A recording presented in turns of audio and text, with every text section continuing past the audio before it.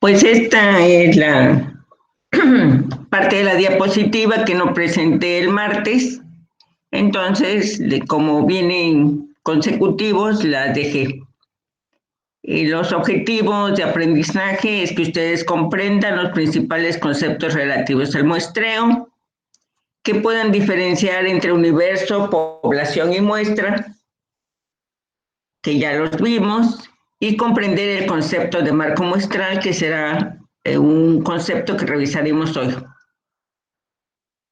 Espero que se vayan familiarizando con la notación estadística, que puedan diferenciar entre muestreo probabilístico y no probabilístico.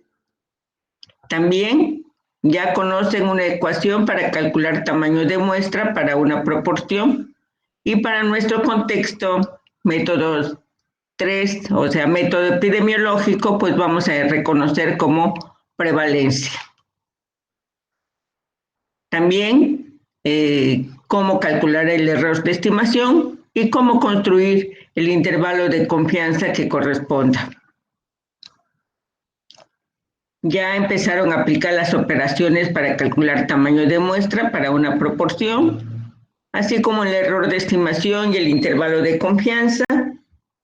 Y la interpretación de resultados, pues las vamos a fortalecer el día de hoy. Además de que conozcan ustedes los tipos de muestreo probabilístico existentes, bueno, son los que se han diseñado. Y entonces, bueno, empezamos con ver, porque solamente 2 personas enviaron sobre lo que aprendieron la sesión pasada. Y veo que ninguna de ellas hizo, porque no presenté los objetivos de aprendizaje. Y entonces, cuando no presentamos, o no los presento, perdón, no hay una claridad de hacia dónde vamos. Hablaron de muchas situaciones, expusimos, hicimos algunos ejercicios, pero la importancia de ese objetivo y se refleja en lo que ustedes me reportaron. A lo mejor el resto del grupo sí comprendió bien, pero pues no tengo evidencia. Así es que les voy a ir pidiendo que me digan. Doctora, una pregunta. ¿Cuáles fueron los técnicos que recibió? A ver, recibí el de Mayra y el de Frida. Yo Ok, igual lo doctora. envié, doctora. Yo igual se lo envié, doctora. Pues seguro a dónde lo están enviando, porque yo revisé hoy en la madrugada, todavía hace unos 15, 20 minutos antes de entrar, lo revisé, o sea, no lo revisé, pasé por allí para poder enviarles la liga. A lo mejor no la vi, Moisés y Jimena, y no lo vi, Es ahí el, está. perdón, es el correo de R. Bolaños, ¿no? R. Bolanos. Sí, sí, ahí los estoy enviando. Y creo, Jimena, que antes lo andas mandando a otro lugar porque tengo pocos reportes tuyos. Ahorita haciendo así memoria. De Moisés no, él es usuario regular del reporte. Pero vamos a revisar a dónde están. Voy a revisarlo y te aviso si tengo correos tuyos. Bueno, el punto es que veo que no se lograron estos aprendizajes y vamos a trabajar el día de hoy. Entonces, les presenté la ecuación de Mendenhall, está en el libro de Mendenhall, Trapp y Schiffer, y es la ecuación para calcular un tamaño de muestra para una proporción. Entonces, decíamos de la notación estadística, ahí hay la ecuación con sus flechas, entonces les voy a pedir que me vayan diciendo a qué corresponde cada una. Ustedes me dicen y yo la anoto.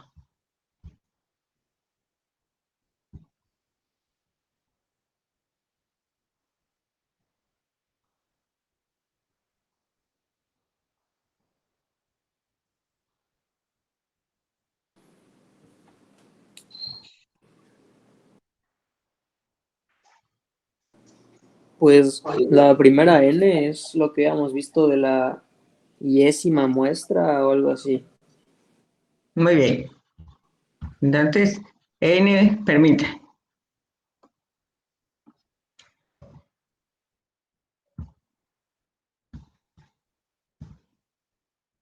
Acá no está la I, tienes razón porque es una operación, deberías tenerla, ahora que lo dices. Bueno, esto corresponde a muestra. Muy bien.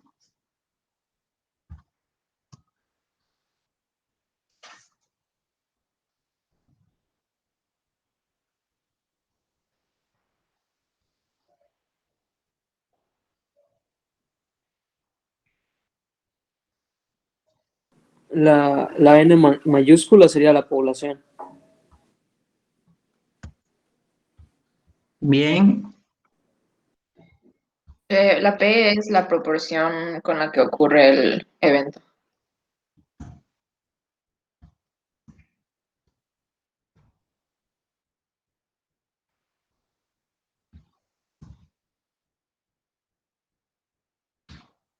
La P con su, con su acento circunflejo, como nos ilustraba ayer Milton.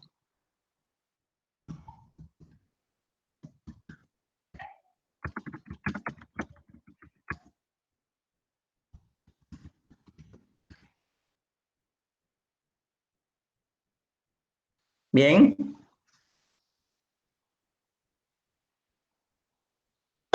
La Q es 1 menos P.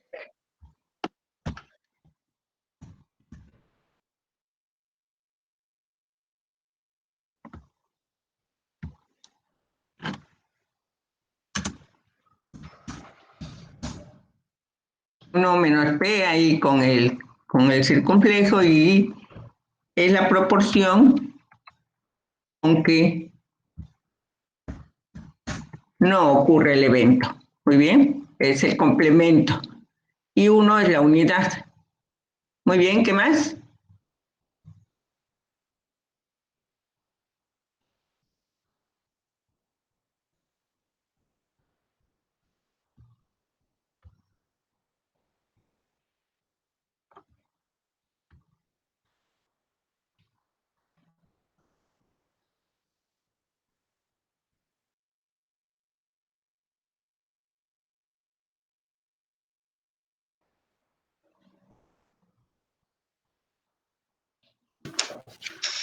D2 es error de Sí. estimación permitido elevado al cuadrado.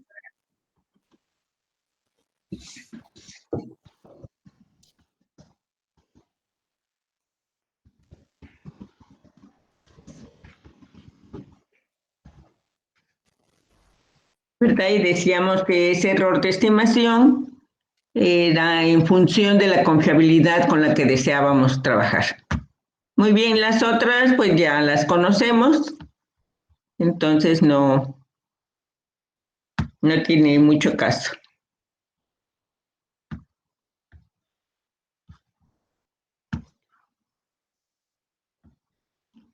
Se quedó este ejercicio con el que trabajamos, era para que ustedes empezaran el ejercicio de primero calcular el tamaño de muestra, que nos permitiría hacer algunas estimaciones de los elementos que estaban ahí colocados. Y también hicimos ahí recuérdenme, a veces me confunde porque con el grupo de quinto estamos viendo prácticamente lo mismo y puedo equivocarme. Hicimos un ejercicio del error de estimación.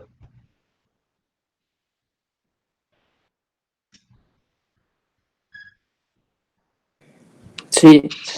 Sí, muy bien. Bueno, pues como no hubo retroalimentación en ese sentido, yo considero que todavía no lograron un cierto dominio porque ni siquiera lo recordaron. Entonces vamos a dejar como oportunidad de aprendizaje para el próximo martes el que ustedes calculen el error de estimación y construyan el intervalo de confianza que corresponda a cada muestra. La muestra ya les puse nombres A, B, C, D y E. Para cada característica contenida en esa muestra. Y las características son así muy abstractos, son los rectángulos verdes, los rosa mexicanos, las nubes, ese marco que hay allí y los triángulos. ¿Hay claridad en lo que estoy solicitando?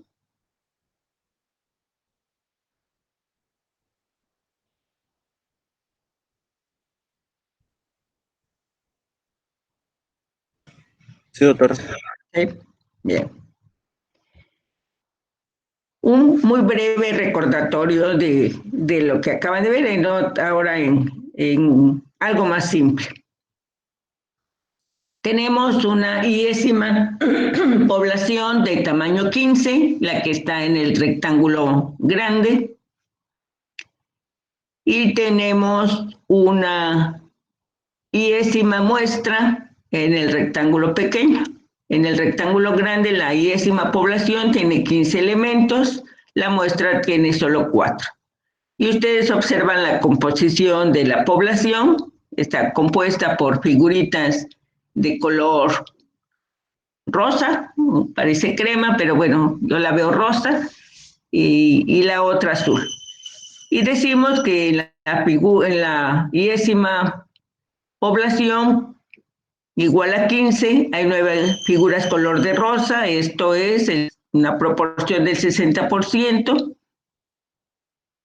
una proporción de 0.60, esto es aproximadamente igual al 60%, y 6 azules, ahí me equivoqué, el 40%.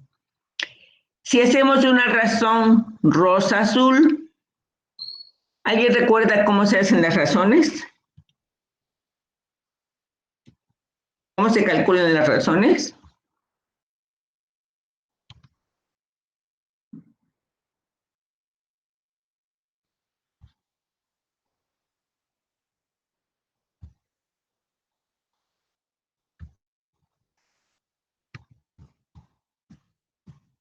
Acabaron de ver, lo vimos en epidemiología, bueno, yo no con ustedes, pero se empieza la discusión de las medidas, y donde debe quedar muy claro, se retoma el concepto de razón, la operación matemática aritmética de razón, porque recuerdan que trabajamos gran parte del contenido de epidemiología en función del cálculo de razones.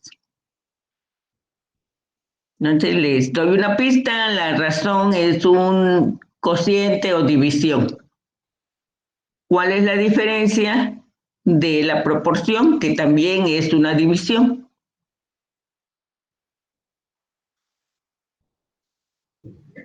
En la proporción, el denominador igual es parte de la población. Así es. En la proporción, el numerador está contenido en el denominador. ¿Y en la razón? Son dos poblaciones distintas. Así es. En el numerador, no, en el denominador no está contenido el numerador. Y entonces por eso hacemos esta razón rosa-azul y dividimos 6, perdón, no 6, el número de elementos en color rosa,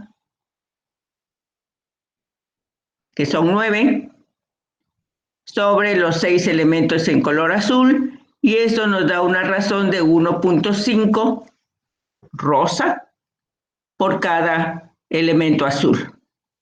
Y luego vemos que en la iésima muestra de tamaño 4 hay una figura rosa. Esto es 1 entre 4, la proporción es igual a 0.25, que es el 25%, y 3 azules, que esto es 3 de 4, es 0.75, la razón rosa-azul es 0.33 a 1.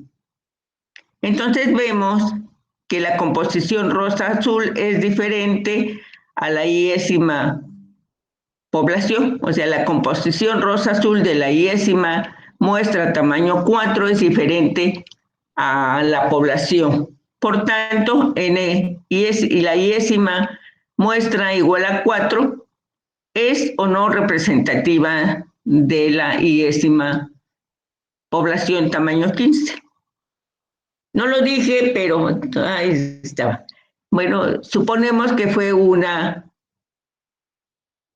elección aleatoria, que se hizo un sorteo y es por eso aparecieron esos elementos de la figura que aparecen en el recuadro pequeño. Ya habíamos dicho, si la variable tiene una distribución aleatoria y obtengo una muestra aleatoria, teóricamente la muestra debería ser representativa de esa variable aleatoria. Entonces, cuando tenemos ese elemento de haber cumplido el requisito de elección aleatoria, debemos establecer el error de estimación. Se abrevia así como lo ven ustedes, en una E mayúscula, una E minúscula. Lo van a encontrar con muchos nombres, ¿no? Error estándar, error de una muestra. Pero pensemos lo que es así. Es error de estimación, ¿por qué? Porque estamos obteniendo un estimador. Ya habíamos dicho, los estimadores son las medidas que provienen de una muestra, a diferencia de los parámetros, que son las medidas que obtenemos de abordar toda la población. Y el ejemplo era, pues, así para recordarlo, cuando se hace el censo nacional, se obtienen parámetros, porque la intención es abordar a toda la población de México. Cuando se realiza un censo, entonces se obtienen parámetros. Cuando, por el contrario, se recurren a muestras como la encuesta nacional de nutrición y salud, la encuesta nacional de adicciones, la encuesta nacional de percepción de la seguridad, se abordan muestras y entonces obtenemos estimadores. Y ya habíamos señalado que el error de estimación para una proporción era igual a Z, el valor de Z, para el alfa que deseábamos trabajar, el alfa era 0.05, entonces Z debe ser 1.96 por la raíz cuadrada de P por Q sobre N. De lo que hallamos, esa P, esa Q sobre N son las que derivan de la muestra obtenida. Y ya teniendo el error de estimación, el intervalo de confianza lo construíamos con el estimador puntual, le sumábamos y obteníamos el nivel superior y le restábamos y obteníamos el error, el nivel inferior. ¿Y qué nos dice ese intervalo de confianza? ¿Para qué nos sirve? ¿Y para qué nos sirve el error de estimación?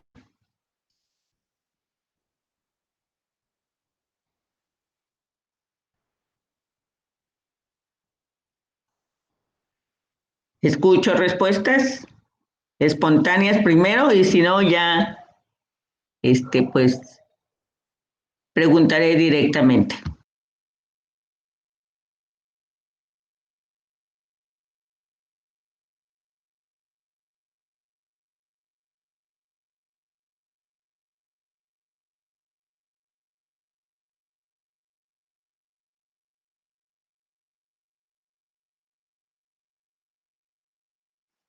Creo que el intervalo de confianza dice cuál es la variabilidad que existe entre los resultados que dio el estudio y los resultados reales. Así es, el intervalo de confianza nos permite ver esa variabilidad del límite inferior al límite superior y suponemos, o hay una presunción de que en ese rango de valores va a estar el verdadero parámetro. Para eso nos sirve el intervalo de confianza. ¿Y el error de estimación? Bien, Jimena. ¿Y el error de estimación?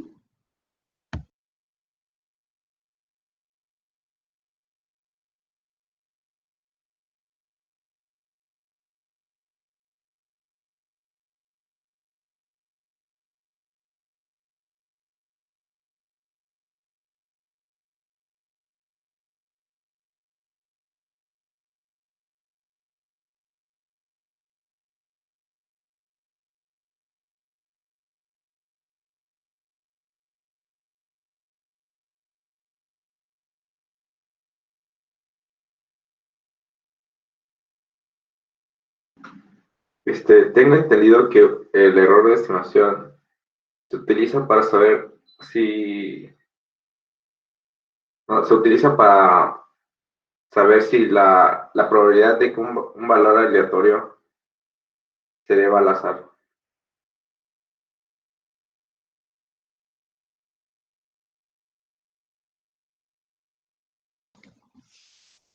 A ver, Julio, dame un ejemplo. Estoy tratando de entender qué me estás diciendo, pero dame un ejemplo.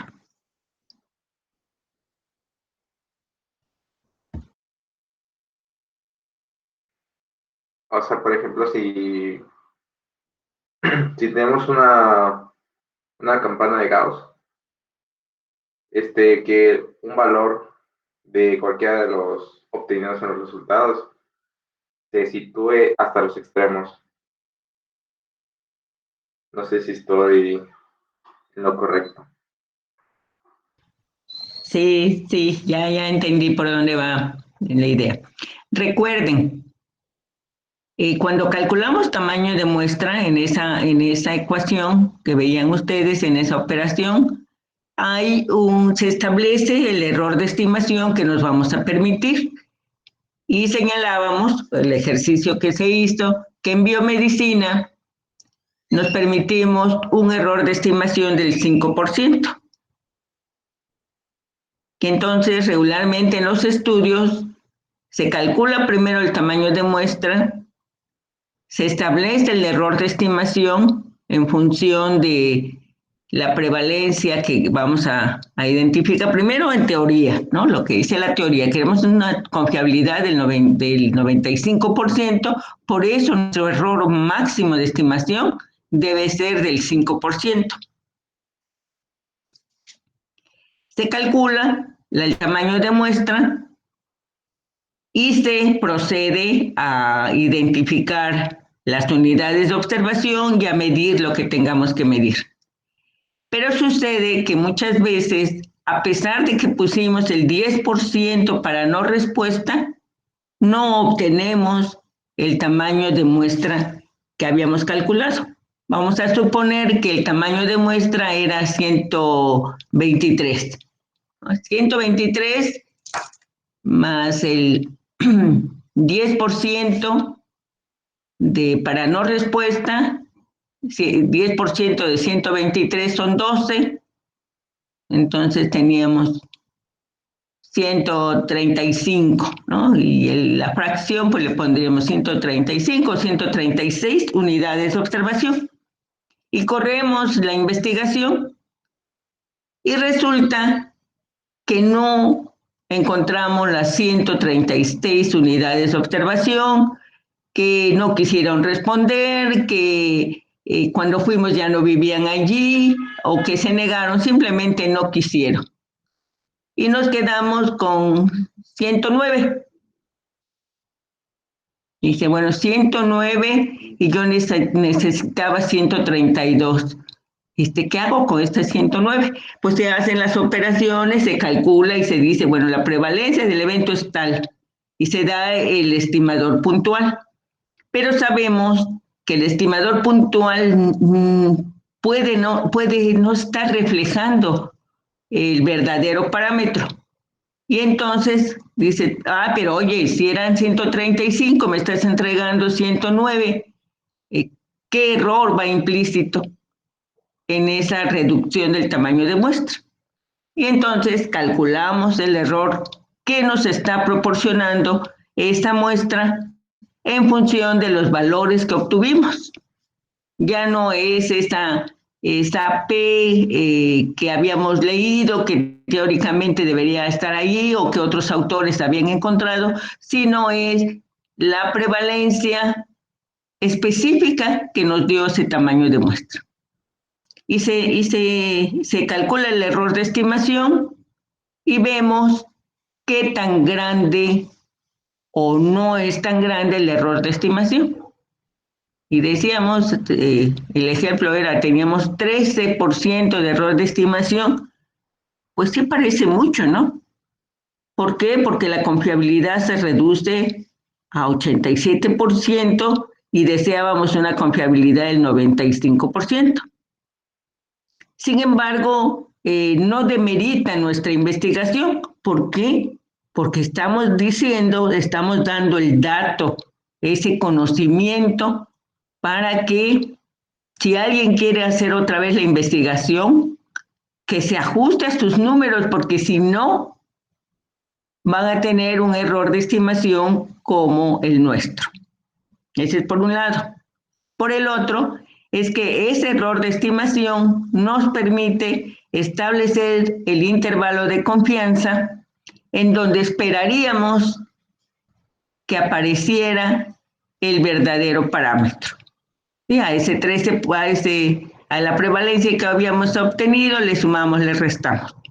Entonces, sí, en parte tiene que ver con la teoría de probabilidad que nos está señalando Julio, de cómo se distribuyen los datos, pero ya es una forma muy práctica de entenderlo, ¿no? De decir, sí son, no logré el tamaño de muestra que me había propuesto, pero estoy dando un valor, una evidencia empírica de cómo se está comportando esta variable en esta población, que a lo mejor no sabíamos cómo se comportaba, y ahora ya sabemos, aun cuando tengamos un error de estimación del 13%.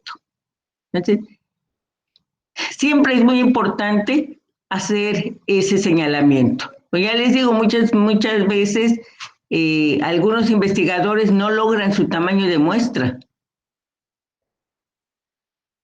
Y nos dicen, el valor puntual es este, pero no, si no nos dan el intervalo de confianza o el error de estimación que obtuvieron, pues tomamos con reserva, ¿no? Porque eso, pues, eso le dio a él y a otro le dio otra. Entonces no tenemos certeza de cómo se está comportando la variable. A veces ocurre que, fíjense, que no aparece, o sea que el error de estimación es así como lo estamos diciendo, el 13%. Oh, perdón, no. La variable no se comporta como esperábamos y es más frecuente de lo que esperábamos. Y entonces, aun cuando se reduzca el tamaño de muestra, el error de estimación se reduce. Y en vez de, cuando lo calculamos, en vez de darnos 13%, nos da 9%. ¿Por qué? Pues porque la muestra se está comportando no como la habíamos calculado cuando pusimos pusimos el valor esperado en el cálculo del tamaño de muestra, sino que es más frecuente. O al contrario, es tan infrecuente que no la hubiéramos podido determinar ni con ese valor que habíamos calculado en el tamaño de muestra. Esto va a ser más claro para ustedes cuando hagan los ejercicios que damos y ya veremos cómo se resuelven, qué les da, construyan los intervalos de confianza y los interpretamos en la próxima sesión a partir de los resultados que ustedes tengan. Doctora, Sí. de la tarea, de la oportunidad de aprendizaje, es sacar el error de, lo de Sí, el intervalo de confianza y el error de estimación, pero de cada color, de cada muestra. Sí, esa es la idea, pero pueden ustedes hacer una división social del trabajo y hacerlo por equipo. El procedimiento, una vez que se realice, una vez que se entienda bien cuál es el procedimiento, aplica para cualquiera. Ok, Si ok. quieren hacerla las 5 muestras y con los, ¿cuántas son? 3, 4, 5, 6, 7 características, pues se van a echar toda la tarde del sábado. Aunque ya cuando se hace rápido, cuando ya entendemos el procedimiento, es solamente lo que tarda la calculadora y tardamos en escribirlo a mano. Pero como esa es la idea, sí que se haga justo como me estás diciendo, pero lo pueden distribuir, dividirlo en equipos, hacer el trabajo en equipos, es decir, un equipo se queda con la muestra A, otro con la B, 5 equipos, como ustedes gusten. El punto es que tengamos material para la próxima sesión y podamos comprender ya mejor lo que estoy hablando ahorita, ¿no? Lo que estoy señalando. Pero tienen que verlo ustedes y lo ven cuando hacen los ejercicios. Ok, doctora. ¿Bien? ¿Cómo es eso? Bueno, seguimos. Doy por concluido temporalmente este asunto de el tamaño de muestra, el error de estimación y los intervalos de confianza y pasamos a otro elemento de contenido temático relacionado con el muestreo probabilístico. Este muestreo probabilístico se titula Técnicas de muestreo probabilístico porque hay diferentes maneras de hacer este muestreo aleatorio o muestreo probabilístico. Una se llama el muestreo simple o irrestricto, muestreo aleatorio simple. El otro es el muestreo aleatorio sistemático. El siguiente es el muestreo aleatorio estratificado. Y el quinto es el muestreo por conglomerados. Vamos a abordar el primero, que es el muestreo aleatorio simple, también se llama muestreo aleatorio irrestricto. En este tipo de muestreo, todos los elementos tienen la misma probabilidad de ser elegidos. Hay una X probabilidad de selección. ¿Se acuerdan que X es equitativo? Entonces, todos tienen la misma. Los elementos que formarán parte de la muestra se eligen al azar mediante números aleatorios. Y bueno, es probable que ustedes conozcan las formas de obtener esas unidades de observación a través de los números aleatorios. Hace muchos años teníamos nuestras tablas y ahora pues es más fácil generarlas por ordenador. Esto es, ustedes, incluso hay programas en donde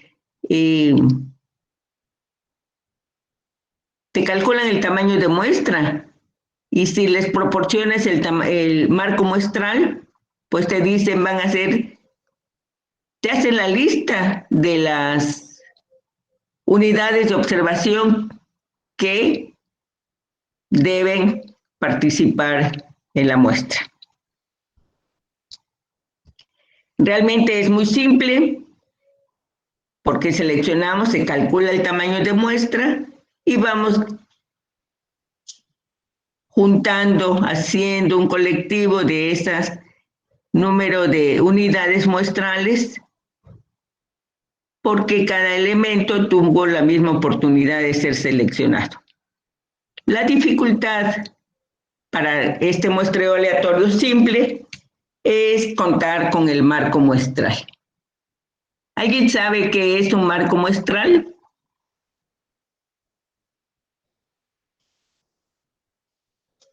Por lo que acabo de decir, dije, en un ordenador le proporcionamos el marco muestral y el mismo programa, además de decirnos el tamaño de muestra, no selecciona aleatoriamente las unidades de observación.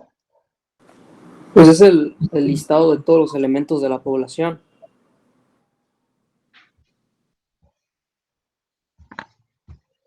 ¿Quién me contestó? Moisés. Ah, Moisés. Así es, Moisés. Joaquín, dame un ejemplo de marco muestral.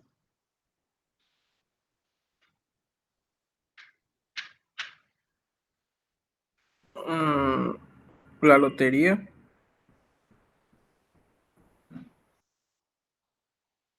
Interesante, a ver. ¿Tenemos el marco muestral de la lotería? ¿La Lotería Nacional, te refieres a esa lotería? Sí, a eso. Ajá.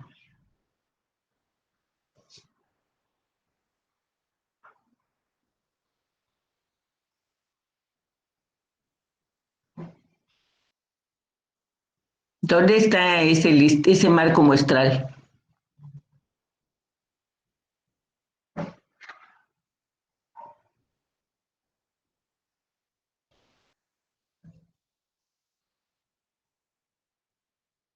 Es correcta la respuesta, ¿eh? Pero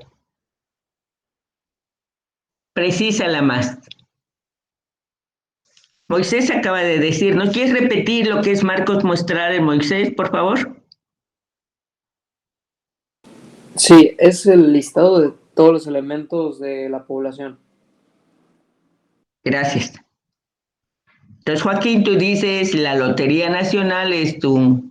Sí, o sea, por ejemplo, cuando el listado de los numeritos, no sé si, sí, cómo explicarlo, el listado de los numeritos disponibles para poder ser elegidos.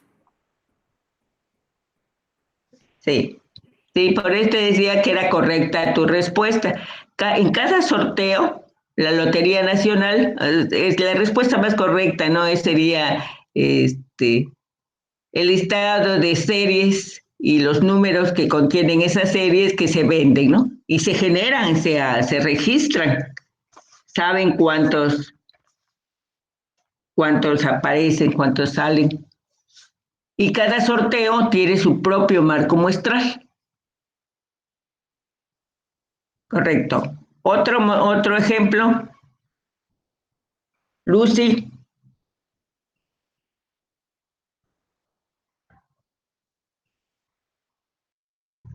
Sí, doctora, podría ser otro ejemplo, por ejemplo, en los censos que hacen en el país, pues los datos que se adquieren, por ejemplo, el número de personas, por ejemplo. A ver.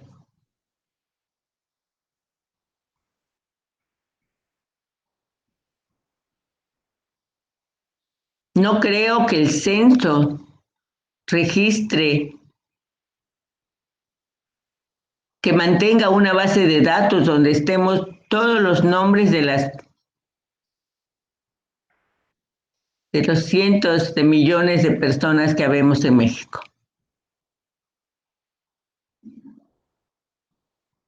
¿No que es posible?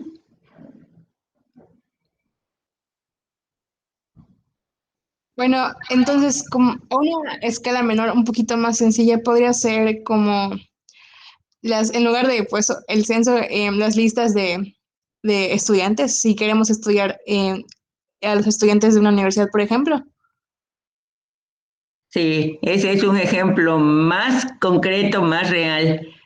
Las listas de estudiantes inscritos en cada dependencia educativa. Ese es un censo. Perdón, ese es un marco muestral. Ahí están todos y todas las estudiantes que están inscritos en cada ciclo escolar.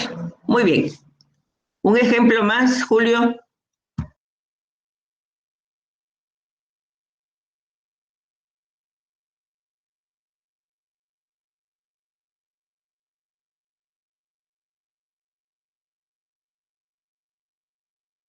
Por ejemplo, si se quiere evaluar la atención al cliente de una empresa. Cuando, por ejemplo, pasa, por ejemplo, como en el banco, que llamas para un servicio de atención y luego te envían una encuesta. Ya. Sí, porque los bancos tienen el total, o sea, estamos en una lista de quiénes somos sus clientes o usuarios o beneficiarios o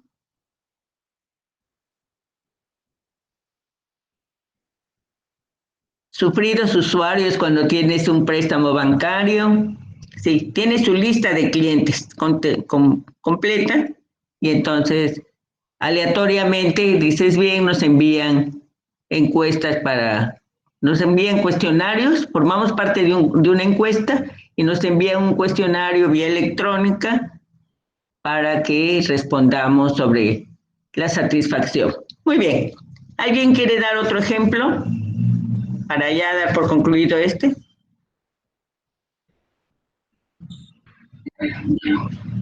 Sí, Gregorio.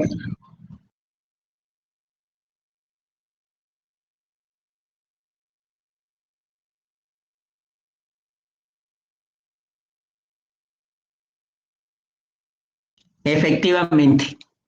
Ese es su marco. Están construyendo el marco muestral. Porque, bueno, ya podrían tener uno, que son todas las personas que están recibiendo los beneficios del programa 65 y más. Pero yo, por ejemplo, no estoy en ese programa y pertenezco al grupo que debo inscribirme. Correcto. Ya creo que ya con los ejemplos que se han señalado, nos queda claro que es un marco muestral.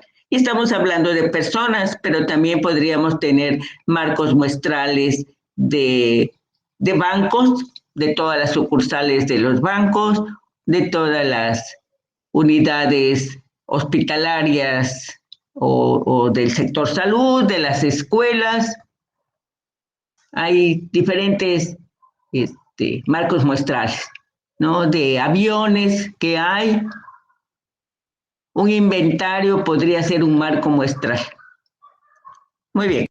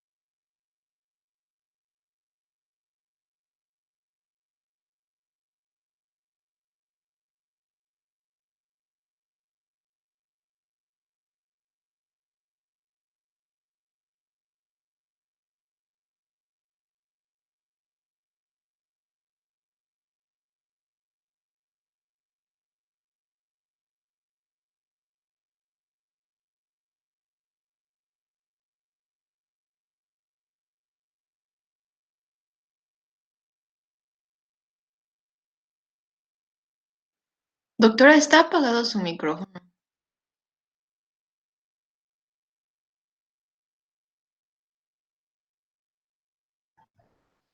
Ay, lo apagué. ¿Desde qué horas no me oyen, jóvenes?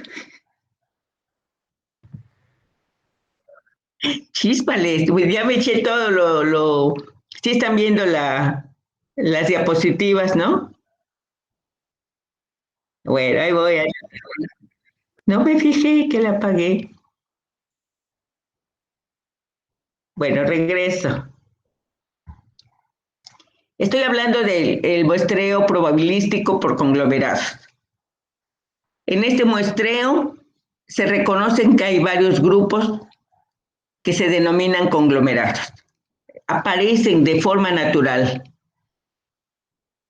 Y tenemos alguna información básica de su composición. Por ejemplo, la localización geográfica, sabemos cuántas unidades hay, cuántos municipios, cuántas reservas ecológicas, cuántas escuelas. ¿Ya?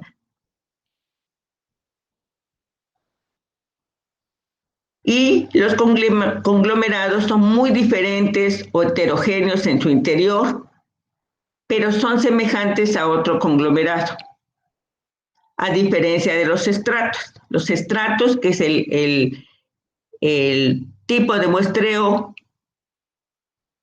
en donde también son grupos que se vamos estableciendo, esos se establecen también y existen de forma natural, pero reconocemos que ellos tienen una característica que se diferencia de uno a otro.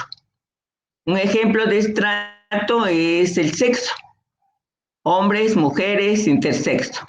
3 diferentes estratos, pero que las mujeres en general y los hombres también poseemos características que nos hacen muy semejantes entre mujeres. Y si van a muestrear, se va a valorar alguna característica diferencial entre hombres y mujeres, pues solamente hay que identificar cuál es esa característica o variable que deseamos documentar y ya sabemos que el comportamiento entre mujeres y entre hombres va a ser diferente, pero dentro del grupo de mujeres, dentro del estrato de mujeres, va a ser bastante similar. En los conglomerados es diferente. Los conglomerados son semejantes de un conglomerado a otro, pero en el interior son muy complejos. Piénsenle, por ejemplo, en los municipios. Los municipios en Yucatán. Piénsenle, por ejemplo, dentro de este municipio, en las actividades a las cuales se van a dedicar. Entonces, todos los municipios que están en la costa, pues su sustento, su actividad productiva principal va a estar en el mar, por los productos marinos o en el turismo. Los municipios que están dedicados a la siembra de maíz, a la zona maicera, pues son muy semejantes, ¿no? Van a estar formados por campesinos que conocen muy bien cómo se da este proceso de maíz, de la zona maicera, y se puede hacer una diferencia entre la producción o el dinero o el estado económico en función de estar en la costa o de pertenecer a la zona maicera o a la zona citrícola o a la maderera. Entonces es posible, sabemos que hay diferencias entre ellos, pero cada municipio es un conglomerado. Todos los conglomerados que están en la costa se parecen mucho en función de la actividad que van a desarrollar, pero en el interior pues hay una gran diferencia porque no toda la población se va a dedicar a esa misma actividad, ¿Por qué? Pues por razones de sexo, razones de edad, razones de escolaridad, etcétera. Y un ejemplo a lo mejor muy claro de qué es un estrato son los años de escolaridad. Piénsenlo ustedes. Sabemos que en función del conocimiento relacionado, ¿qué será? Con ciencias clínicas, es muy diferente cuando estás cursando el primer año de la carrera, que el segundo, que en tercero. ¿Y en el interior de primero son semejantes o son diferentes? Respecto al conocimiento de ciencias clínicas.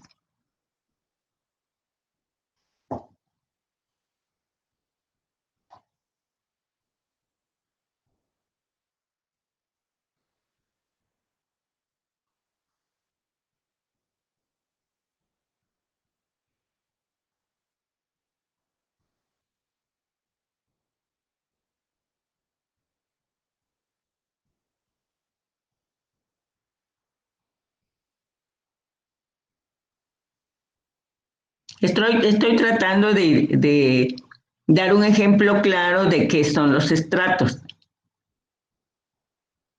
Y estoy señalando que en la facultad podemos distinguir varios estratos, que son los años escolares de primero a séptimo en medicina. Yo sé que pues la composición entre hombres y mujeres es más o menos similar. Hay cohortes donde el 52% son varones y el 48% mujeres, y otras donde el 53% es de mujeres y el 47% es de varones. O sea, no hay grandes diferencias. Lo que les hace diferentes es que en primer año el conocimiento que tienen sobre ciencias clínicas, ¿ustedes qué dirían? ¿Qué saben en primer año de ciencias clínicas?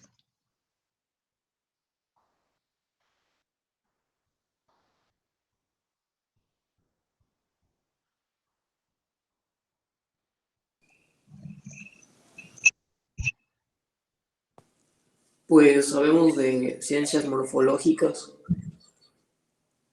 Sí, saben de ciencias morfológicas, pero no de ciencias clínicas. Del 1 al 10, ¿cuánto le darías del conocimiento clínico en primer año? Pues clínico, pues, casi cero, supongo que nada. Casi cero. Ajá. Bueno. ¿Y en segundo? Pues en segundo ya con fisiología y farmacología, pues sí, ya hay un cambio. Sí, y aprenden historia clínica. Y... ¿En tercero? Igual el cambio ya es más representativo. ¿Y cómo crees que está en quinto? Pues supongo que ahí ya llegaría al 10 o eso es lo que se espera. ¿Y en el internado?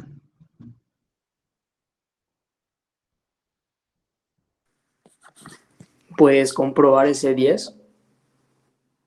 ¿Verdad? Un más 10.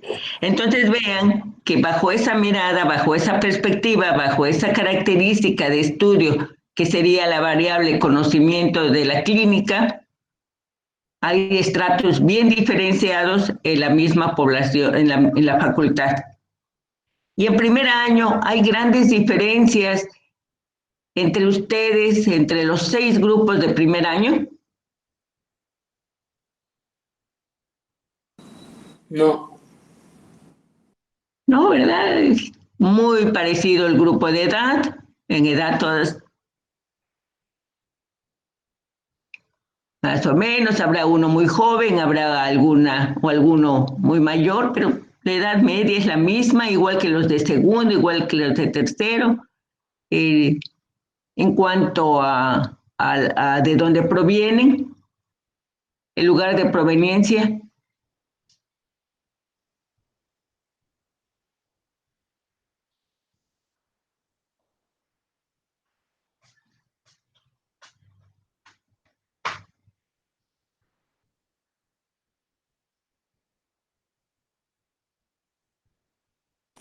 Supongo que ahí sí es un dato pues variable. Sí, pero en función de de tu grupo, de cuando estuviste en primer año, ¿cuántos venían que no eran de Yucatán? Pues unos pocos. Sí, máximo 10%, 10, 12%, 15% hemos tenido la mayoría son, radican, nacieron en Yucatán. Ahora con los procesos de descomposición social y de violencia en el interior de la República, pues está creciendo la cantidad de estudiantes que vienen de otros estados. Pero verán que realmente que tener un compañero de Chihuahua, pues hace mucho que yo tengo en tercer año estudiantes de Chihuahua. Entonces, como ven, los estratos son diferentes entre sí, pero homogéneos en el interior. Los conglomerados son semejantes entre sí, pero diferentes en el interior. Cada una de estas formas se prefiere un muestreo por estratos o un muestreo por conglomerados dependiendo de las características del evento que vamos a estudiar. Ya sobre la marcha iremos viendo, ahorita solamente estoy enunciando cuáles son estos tipos de muestreo. Y les presento lo que decía, la parte que no me escucharon, que hablé del muestreo aleatorio sistemático, en donde también requerimos un marco muestral, pero la selección de las unidades de observación no son a través de una tabla de números aleatorios o no son derivados de un ordenador, sino que tenemos el marco muestral, los numeramos a todas nuestras unidades de observación, posibles unidades de observación, y se establece un número, a partir del cual se elige un número. Pensemos que tienen ustedes un universo de 150 y que necesitan una muestra de 10 personas. Eligen un número al azar y les da el número 10. Ya la puse muy fácil, ¿verdad? Les da el número 13. Entonces eligen el número 13. Recuerden que su muestra es de 10. Necesitan una muestra de 10 y tienen un universo de 150. Empiezan con el 13 y luego, ¿cuál sigue?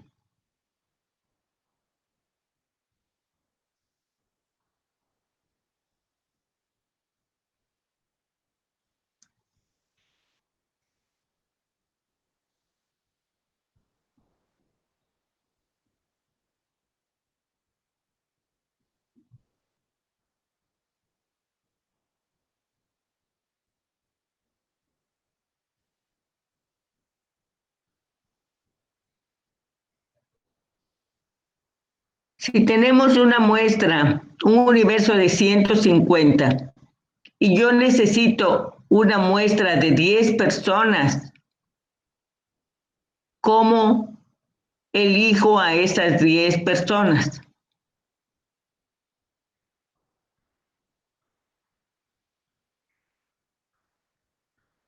O a esos 10 árboles. De acuerdo a las características que vayas a incluir en la investigación. otra vez. Ya señalé, ya dije que mi población con 150 elementos posee la característica que yo elijo, que yo deseo estudiar.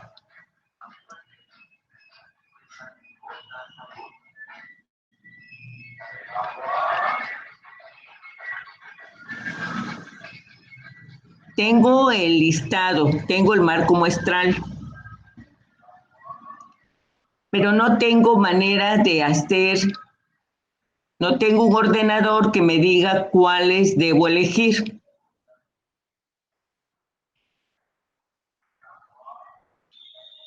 Entonces lo que voy a hacer es numerarlas de alguna manera, tengo mi marco muestral, las numero y establezco un punto a partir del cual voy a empezar a elegir.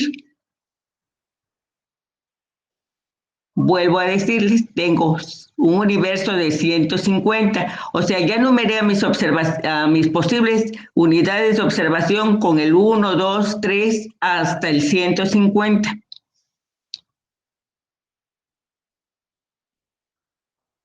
Y entonces, si yo deseo un tamaño de muestra 10, ¿cada cuándo debo elegir a una persona o a un objeto?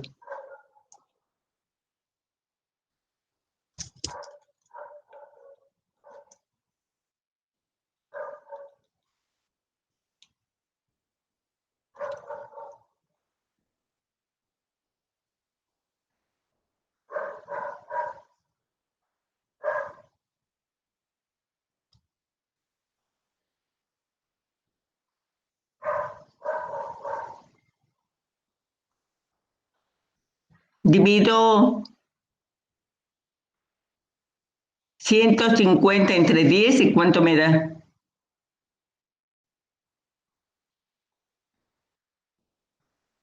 15. 15. Entonces yo puedo elegir a la persona que está en el número 15. Luego, ¿cuál sería la siguiente?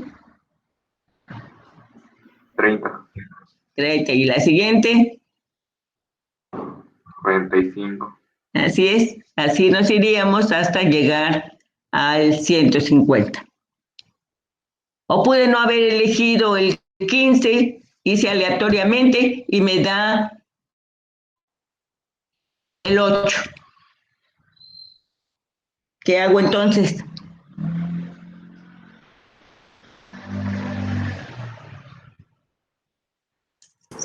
Pues elegir cada 8 personas. Si no me voy a ir 8, 16, porque me van a dar mucho más. ¿Qué voy a hacer?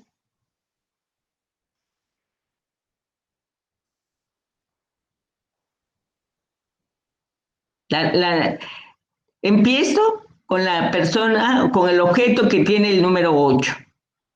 ¿Cómo hago sistemáticamente mi elección para llegar a 150?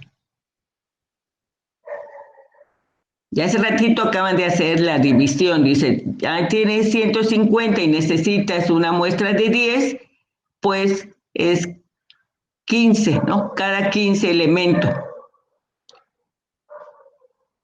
Pero bueno, cuando hago mi elección aleatoria no me da el 15, no aparece el 15 para que yo empiece a contar, sino que me da el 8. ¿Qué hago? ¿Cómo elijo mis 10 elementos?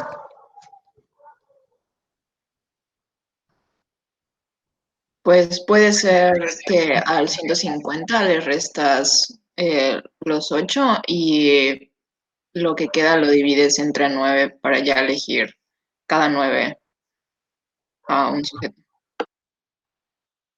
Podría ser así, o le voy sumando, ¿no? 8 más 15 me da 23, más 15 me da 38 y así hasta que junto mis 10 observaciones. Lo que debo tener cuidado es que la característica que esté yo intentando documentar no tenga esa periodicidad. Porque si la tuviera, a lo mejor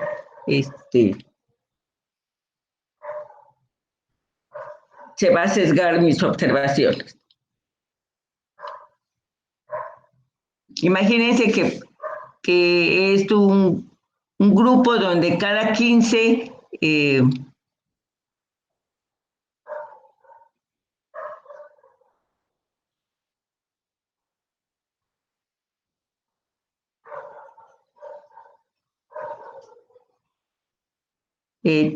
tiene una característica, no posee la característica que busco. Entonces, si empiezo en el 15, 30, 45, voy a encontrarme que no poseen, ¿no? Va a aparecer 0. A diferencia de que yo hubiera empezado con 8, porque no va a estar registrado en el número 15, sino voy a estar registrado en el número 23, en el número 38.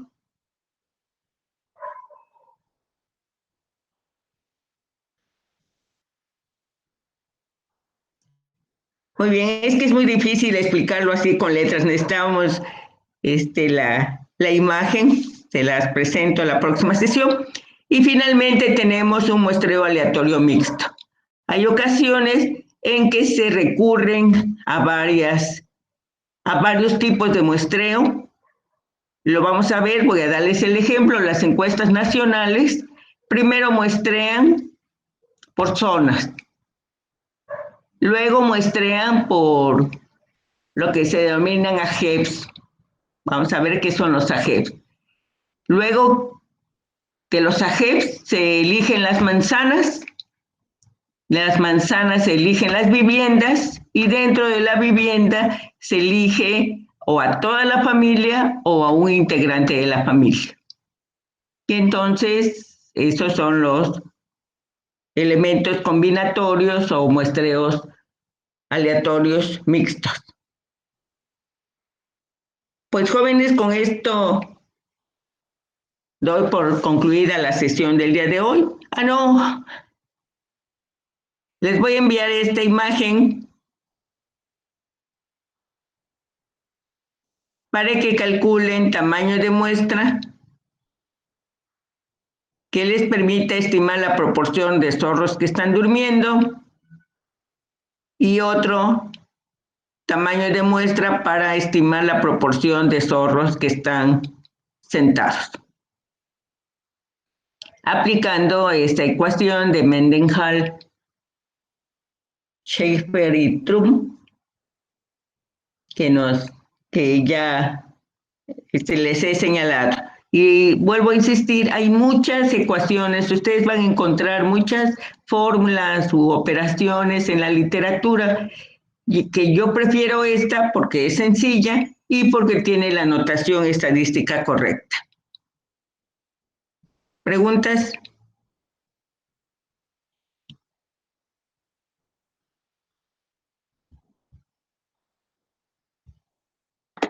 Doctora, ¿podríamos entregarle esta oportunidad de aprendizaje el martes, que sea después de nuestro examen? Sí, es verdad.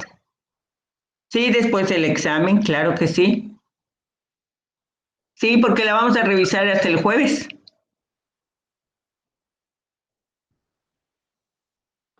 De acuerdo, gracias. Bien. Ahora, si alguien quiere despejar la mente y no seguir solamente revisando el contenido temático de su examen, pues puede entretenerse haciendo estos cálculos. ¿Preguntas?